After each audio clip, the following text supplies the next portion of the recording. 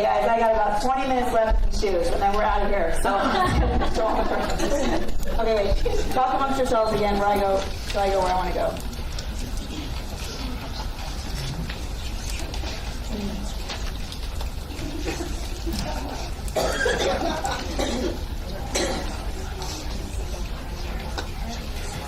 Let's call it Cliff Notes.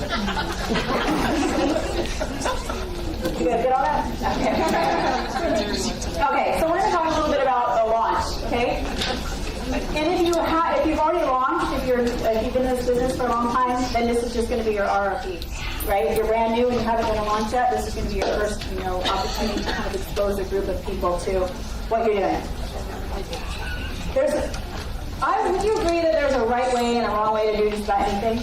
Yes. Right, like cooking, for example. Every once in a while I get inspired, I'll go on Pinterest, I'm like, I can make enchiladas, and I, follow the recipe, and then I get my enchiladas, and it's like, not so much.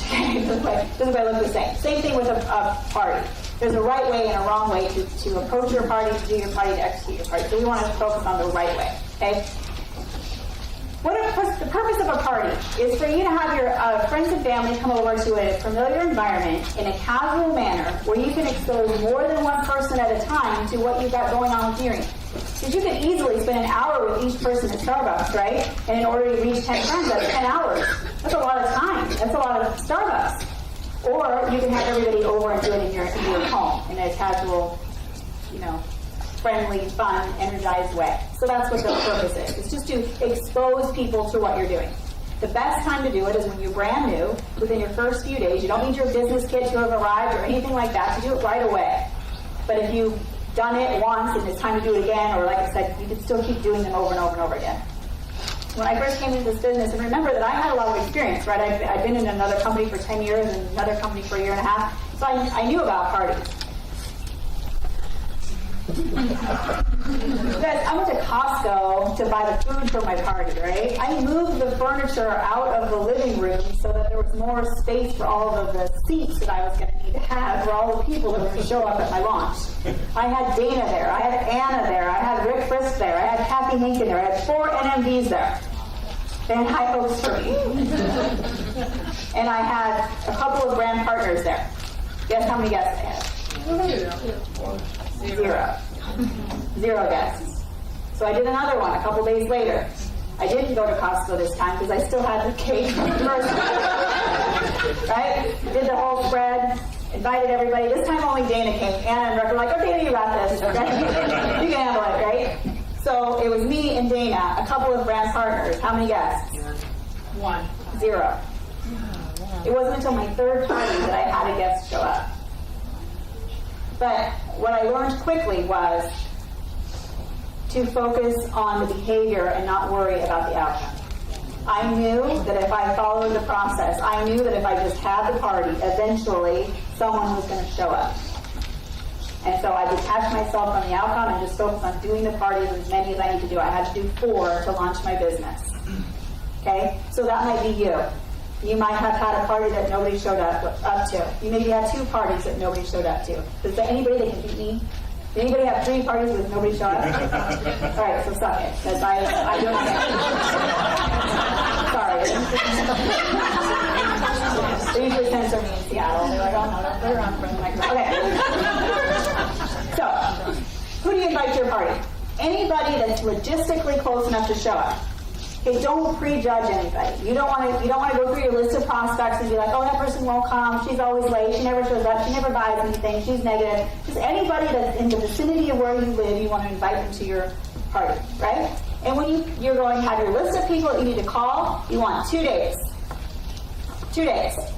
Because not everybody's going to be able to come to one, right? So I usually suggest maybe one's like a weeknight and one's a weekend, or one's a morning and one's an afternoon, something like that, or one's an afternoon and one's an evening. But 2 different dates, 2 different times of the day, so that you can get the most people to show up, okay? So you've got your list of people that you want to invite. You already went through all your lead list, because this person lives close enough to me, so on, so on, so on. You've got that in front of you. You've got dates in front of you.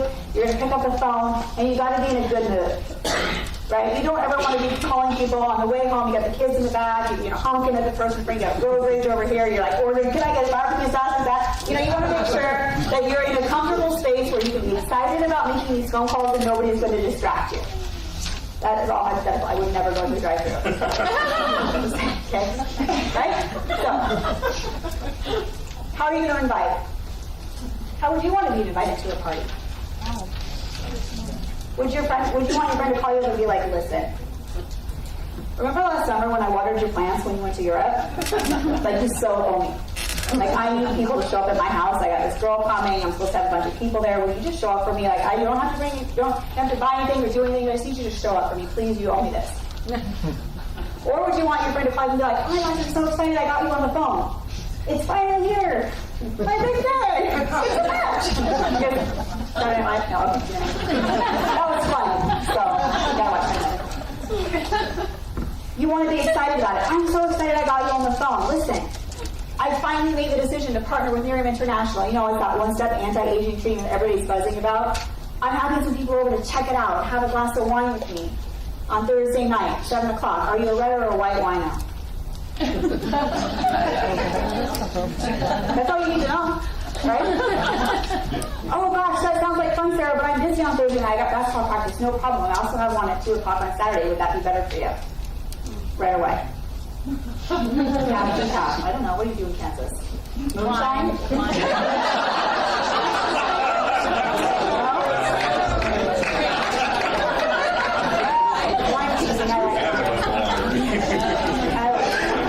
Okay? So you just keep it really simple. You're not going to go through all the details of what you're going to do. You're not going to talk, all about the product. You're not like THC. You're just like, hey, I'm excited for you to show up. Show up. Do you want red or white? Okay? Or you might just invite them like this. Hey, listen, I'm super excited. I finally made a decision to partner with Nerium International. I can't wait to share it with you. I'm having some girls and guys and people, whatever, over on Thursday night at 7 or Saturday afternoon at 2. Which one would you be more likely to attend? But you're excited about it. You're just making calls. And you're writing down which one they're more likely to attend so that you can do a reminder call. Okay? Do not do a Facebook invite. Do not do a text invite. Do not do an email. Do not tweet. Make a phone call. People want to know that you care. How many of you guys have been invited to a party on Facebook, or any kind of event? Do you even look at those? No. Because you get invited to so many things and you don't even know, do they mean to invite you? You don't even know that person. I live in Seattle. Why are you inviting me to something in Virginia? Right? They just invite their whole group. Yeah. So you don't look at that. Or then, the day comes and goes and you totally forgot about it. Don't be that person. You want to make a personal invite. People need to know that it matters that they show up. I'm so excited to see you. This is a great opportunity for us to get together. I haven't seen you in months. And you also can let them know to bring a friend. Bring a buddy that you want to hang out with. Bring somebody that you haven't seen in a while. Bring somebody fun. Bring your wine friend. Everybody has a wine friend. Or a coffee friend. Or a moonshine friend. I know you guys drink that stuff here, don't you? Am I totally off? No? Moonshine. Not this I'm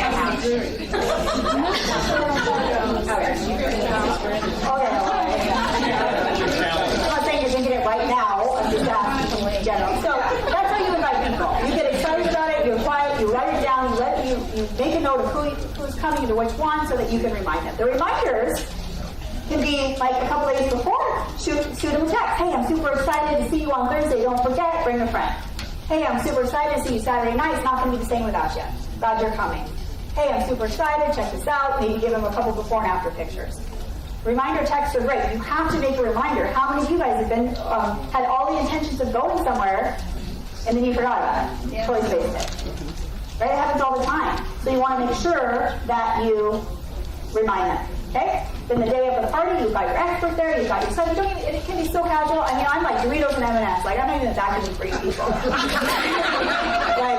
Eat before you come. So you don't have to make it a big deal. The more simple you can make it, then it shows your guests that they don't have to make it a big deal. If you show up, I'll never forget when I was in my other business, I came to a party like that, and it was literally like Thanksgiving dinner. She had hams and turkeys and 4 different pies and all these homemade breads and all these vegetables. And her whole dining room table was had all the leaves in it, was spread out, and it was full of, it was like Thanksgiving. And I was like, what are you doing? Did you invite people over for Thanksgiving, or did you invite them over for a spa party? Because this is not duplicatable, right? Because then what happens is the friends that come there, they're like, I have to invest all the time in food and wine and, Deckless, chocolate, whatever, throw out some Thin Mints and milk and call it good. That's not, the food isn't the focus. Truly, right? What's the focus? It's the product. It's you. Okay? So don't overdo it so that people don't want to do it for themselves. And then you're going to be really excited about it. You want to be in and out in an hour. Right? You let people know it's important to be on time. You're going to play a video. The expert's going to do a little recap, a little chat, story time, answer questions or whatever, and then everybody can go. So that if they have other things that they're doing, they know that it doesn't have to take up their full night. It's from 7 to 8. It's from 8 to 9. It's from 2 to 3 or whatever, so they can get on with their day. It's really important to value people's time that way. Also, as a tip, start on time. You don't have to wait for Mary. But Sarah, Mary's the one that knows everybody. Mary's the one that was really interested in this. Mary's the one that's probably going to be most likely to be a brand partner. I want to wait for her. What does that say about the other people that are already there? They don't value their time. So really try to start on time. You'll give or take a few minutes, but don't wait 35 minutes for Mary, who hasn't even left her house yet. Okay? Now, here's the key. What about the people who said they were coming and didn't? What do you do about them?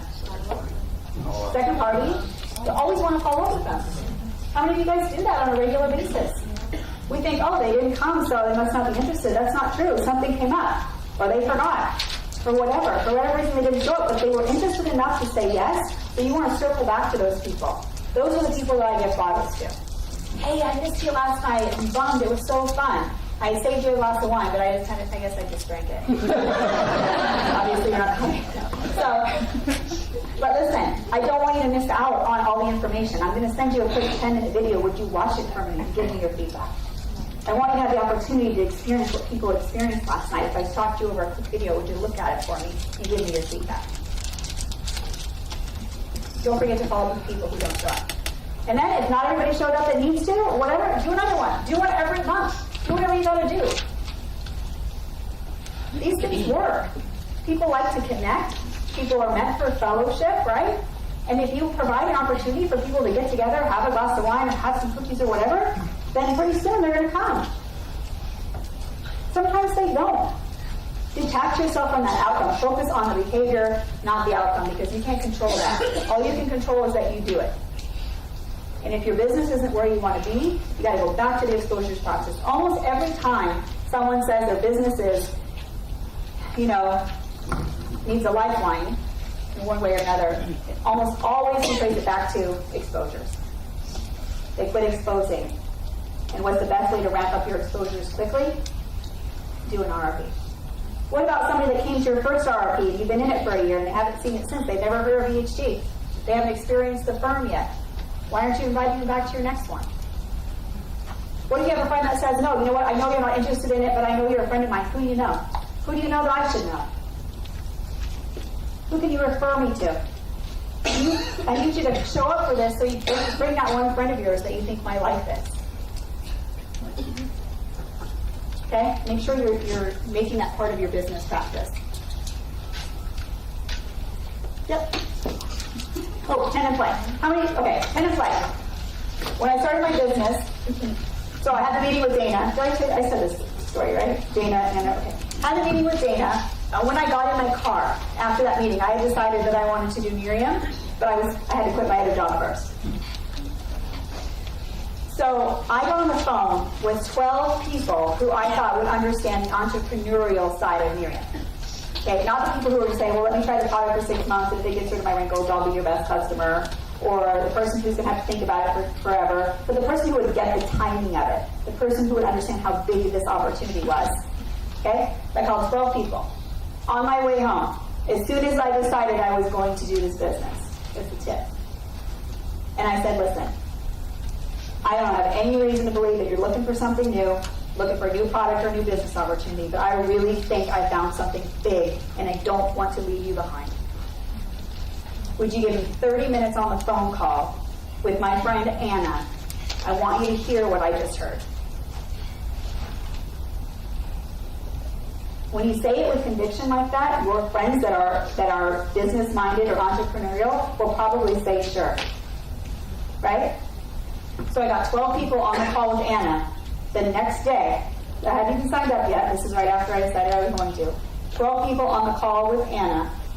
She explained to them basically the nutshell version of what she explained to me at the coffee meeting, which was kind of laying out the Nerium program. And 7 of the 12 joined on the same day I did. Wow. 7 out of 12.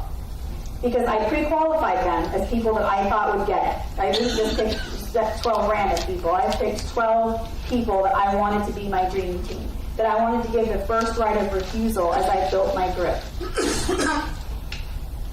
And I tell every single person I recruit and anybody I get the opportunity to talk to on a fast start game plan, that's my best tip for starting a business, is to do a 10 and play call with your upline.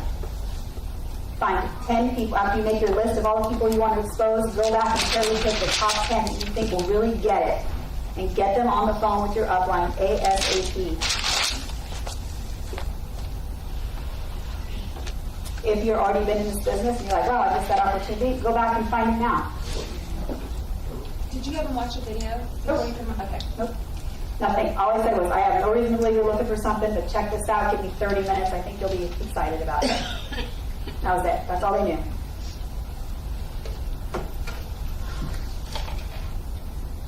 Yep.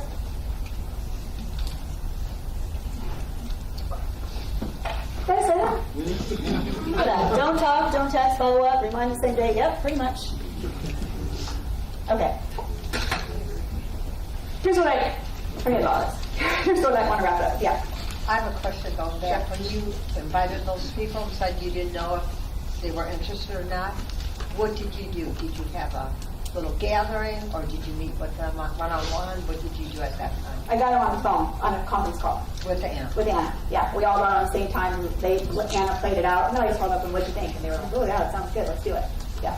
I mean, again, these are people who, you know what I mean? It wasn't the people that are like, have never heard of anything like any network marketing. I'd have to convince them the industry was good, and then convince them the product was good. I mean, these are people that I kind of knew would probably get it. Yeah, people I wanted to work with. Yeah. Okay.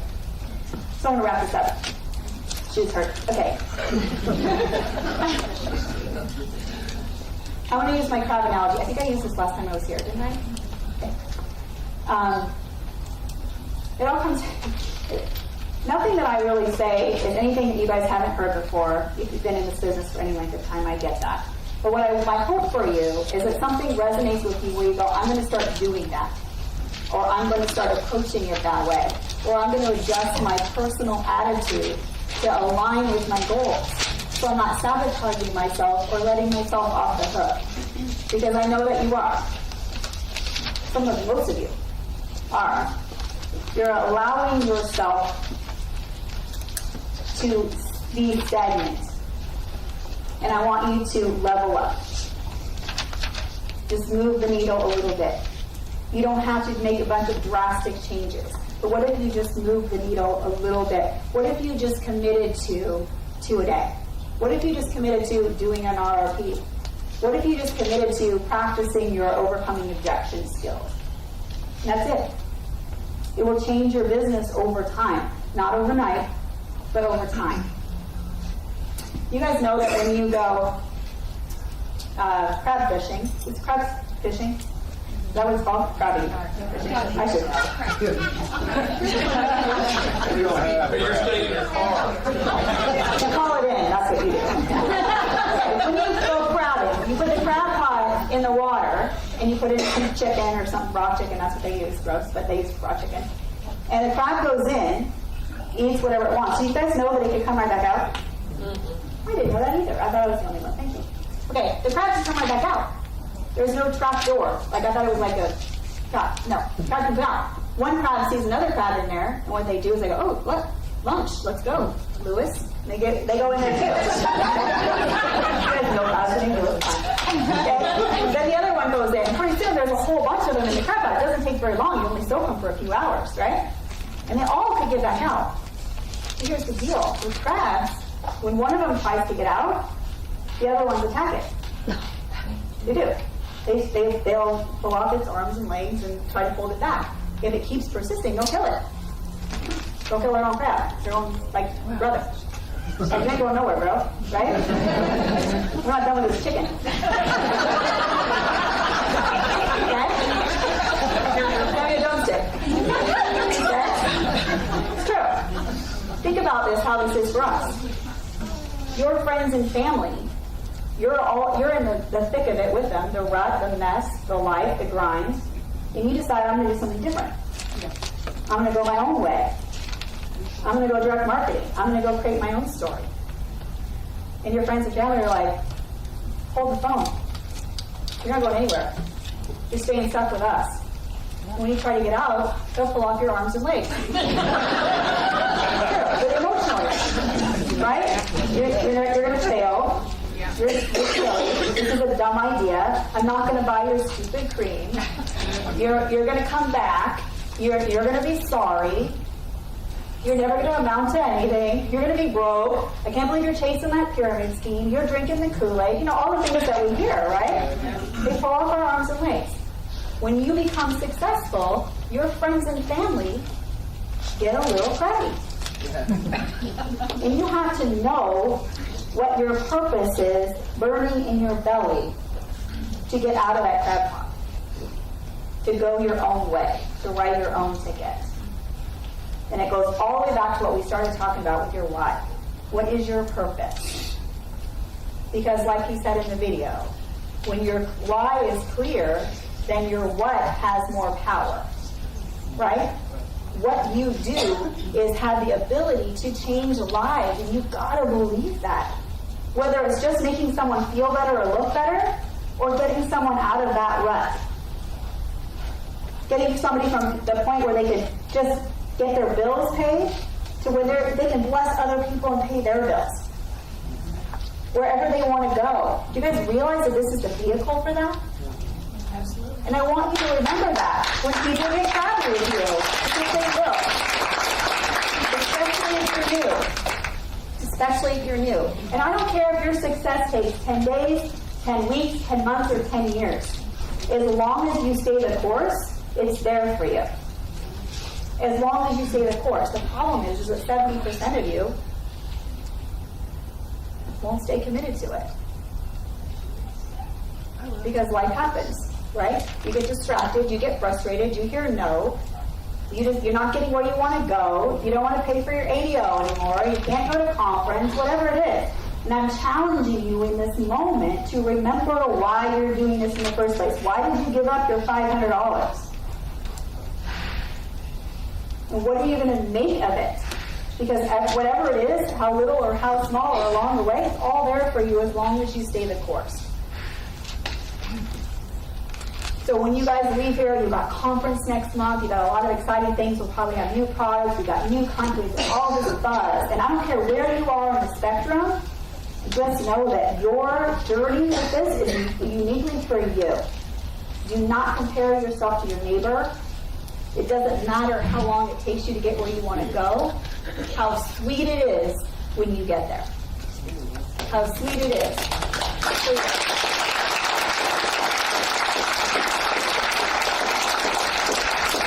So I hope that I see every single one of you when I come back, and then some, with new brand partners, new guests. I thank you so much for your time today, and for Raylyn and Lori, everybody, Carl, everybody that helps put this on for you guys every single month. It's a big task. There's other things that they could be doing too, so I don't want to take for granted. And I hope to see you guys next time I come. So thank you so much.